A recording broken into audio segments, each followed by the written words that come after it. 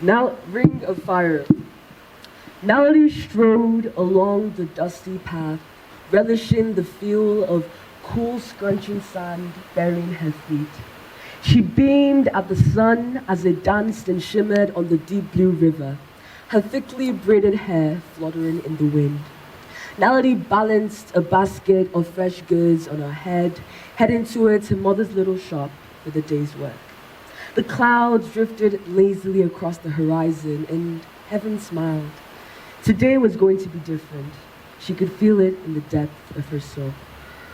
Ma, Natalie beamed as she lowered her basket to the ground, stooping low to give her mother an affectionate hug.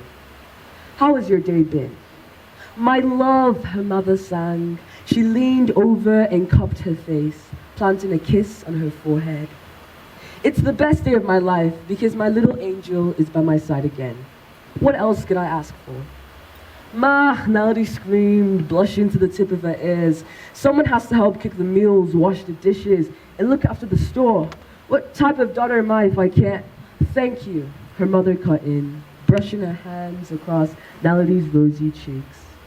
You don't have to do anything, but you choose to. Someday, when the story of my life ends, you will be one of my most beautiful chapters. And Natalie remained still, too moved to speak. She nodded in affirmation as though she understood, but is any daughter fully capable of comprehending her mother's love? Natalie and her mother bowed their heads together and firmly held hands, savoring the presence of each other. A tsunami of hostile voices and heavy thoughts of marching footsteps grew louder from a distance. Suddenly, a mob of angry villagers surged through the little shop, dragging a thuggish teenage boy along. He was a ghastly sight to behold. A threefold gash ran through the ends of his battered face, so deep there was no doubt they would fade into a permanent scar. The rest of his body wasn't much better. His back was decorated with thick red stripes, the flesh around them breaking and exposing a whiter layer of skin. Darkened blood oozed from his injuries, slowly dripping and painting the ground. An elderly man stepped forward.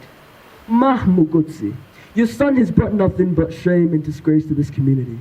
We found him fighting a younger boy with a sharpened knife pulled out at dawn. God only knows we'd have had a murder case on our hands if we'd come just a few minutes later. He stole some of my crops yesterday. He cussed and kicked at my poor grandmother. Stop it! Nadi's mom screamed, pressing both hands over her ears. Deafening silence followed. I'm sorry. Sorry is not going to bring my crops back. I know. Nadi's mother heaved, her emotions now under control. I promise that such incidents will never occur again. Miss Lorato, it must not. It cannot. Would have to address it formally to the Kotla, and you know what can happen from there. The elderly man paused, a wind of sympathy brushing his face. We all admire your strength and tenacity. We see you at work. We know how hard your husband's death still hits your family, and we'll do anything to help. But as our great ancestors once said, be the things you love most about the people who are gone. With that, he led the way outside the shop, the other villagers trotting in a straight line like little ducklings behind their mother. When they had all gone, Nadi's mother crumpled to the floor as a falling rose trampled on the ground. Mogotsi, my son, she wailed, sinking her nails deep into her flesh. Is this how you will continue to stain your father's deathbed? She cried. Her face contorted with agony as she bent over and sobbed so violently. In a sudden fit of rage, she turned around and struck her palm against the side of his face. Is this how you want to see me? She screamed. Does this make you feel any better? Mogotsi whimpered, but said nothing.